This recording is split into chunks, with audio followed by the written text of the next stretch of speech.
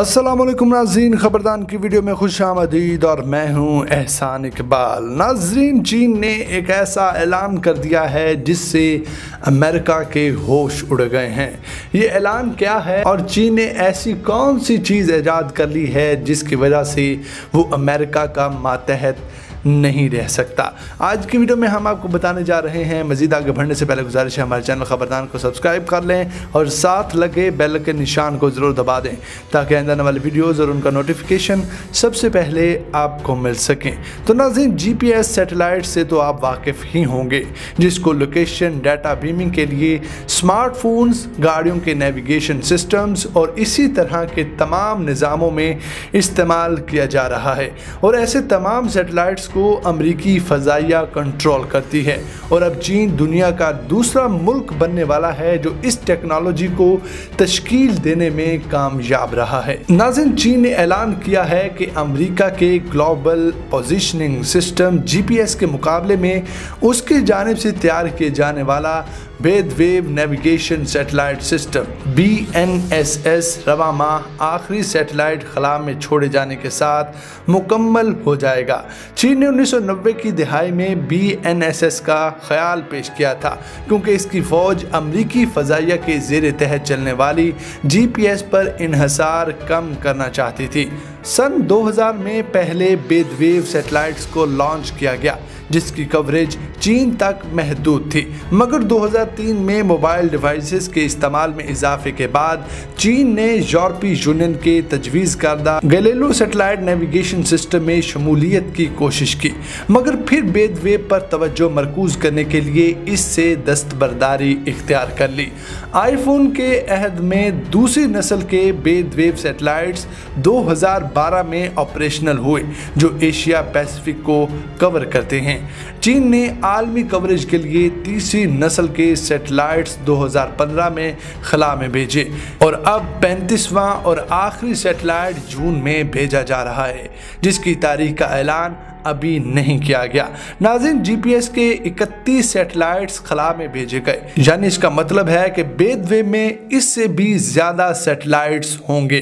चीन ने इस मंसूबे पर $10 अरब की सरमायाकारी की है ताकि चीनी अफवाज का कम्युनिकेशन नेटवर्क महफूज और किसी बड़े तनाज़े पर GPS से महरूमी का ख़तरा ना हो।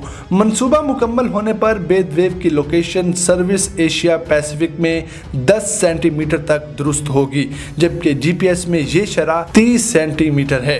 Australian centre for space engineering research के डायरेक्टर एंड्रेवर डेम्पस्टर ने बताया कि बेद वेव GPS के कई दिहाइयों बाद डिज़ाइन किया गया था, तो इससे GPS के तजुर्बे से बहुत कुछ सीखने का मौका मिला।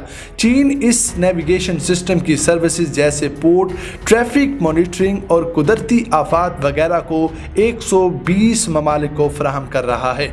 जिन ममालिक को ये सर्विसेज फराहम की जा रही हैं उनमें से बेशतर चीन के बेल्ट एंड रोड मंसूबे का भी हिस्सा है जो कि चीन की जानिब से मौजूदा अहद की शाहराह रेशम को बनाने के लिए है। पाकिस्तान और थाईलैंड 2013 में अव्वलीन ममालिक थे जो बेद वेव सर्विसेज का हिस्सा बने थे। चीन के अंदर 2019 में 70% से ज़्यादा मोबाइल फ़ोन्स में बेद वेव को इनेबल कर दिया गया था, जिनमें हवावे, ओप्पो, शाओमी, वेव और सैमसंग के फ़ोन्स शामिल हैं। करोड़ों टैक्सियों, बसों और ट्रकों में बेद वेव सिग्नल्स दस्तयाब हैं। नाज़रीन, चीनी मीडिया के मुताबिक चीन के सैटेलाइट नेविगेशन सेक्टर की मालियत इस साल 57 अरब से भी ज़्यादा हो जाएगी, जबकि मंसूबे की तकमील के ऐलान के बाद सैटेलाइट से मुतल्लिक हसस की मालियत में तेज़ी से इजाफा हुआ है। बेद वेव के प्रोजेक्ट डायरेक्टर रेन चेंग ने गुज़िश्ता साल के आखिर में बताया था कि ये निज़ाम हाई परफॉर्मेंस इंडक्टर, नए टेक्नोलॉजी सिस्टम समेत मुतअद्दिद मकासद के लिए इस्तेमाल हो सकेगा। उनका कहना था कि जून 2020 से कबल हम 2 मज़ीद सैटेलाइट्स को ज़मीन के मदार में छोड़ने की मनसूबाबंदी कर रहे हैं, जिसके बाद बेद वेव 3 सिस्टम मुकम्मल हो जाएगा।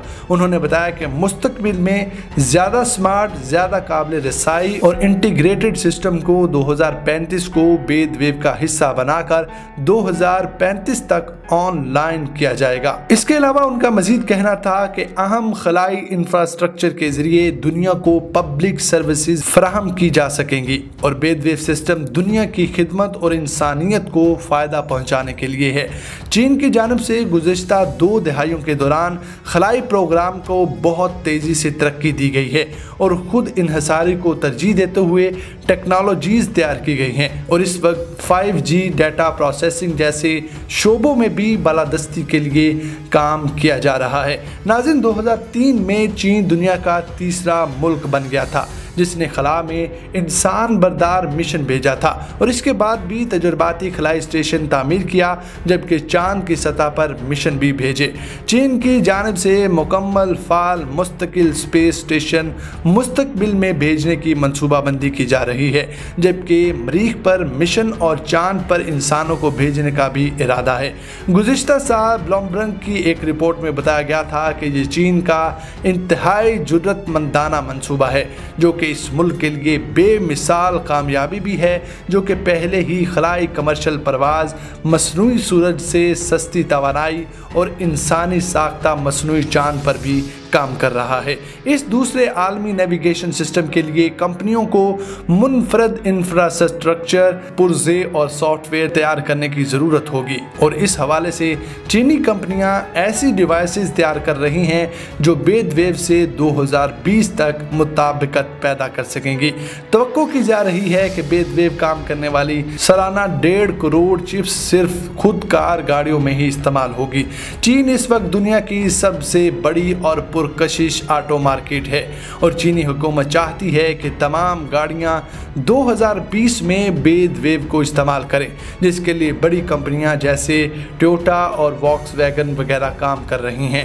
नाज़रीन, सैमसंग, हवावे, शाओमी के स्मार्टफोन्स में भी इस टेक्नोलॉजी को शामिल करने पर काम हो रहा है, जबकि आलमी सतह पर स्मार्टफोन चिप्स तैयार करने वाली अमरीकी कंपनी क्वालकॉम का कहना है कि वो तवील अरसे से चीनी GPS सिस्टम को सपोर्ट कर रही है। चीन इस टेक्नोलॉजी को हुकूमती तौर पर तैयार होने वाले तैयारों के लिए गुज़िश्ता साल से इस्तेमाल कर रही है। नाज़रीन, हमें उम्मीद है कि आपको हमारी ये वीडियो ज़रूर पसंद आई होगी। मज़ीद वीडियोज़ के लिए हमारे चैनल खबरदान को सब्सक्राइब कर लें और साथ लगे बेल के निशान को ज़रूर दबाएं ताकि आने वाली वीडियोज़ और उनका नोटिफिकेशन सबसे पहले आपको मिल सके। खुदा हाफिज़।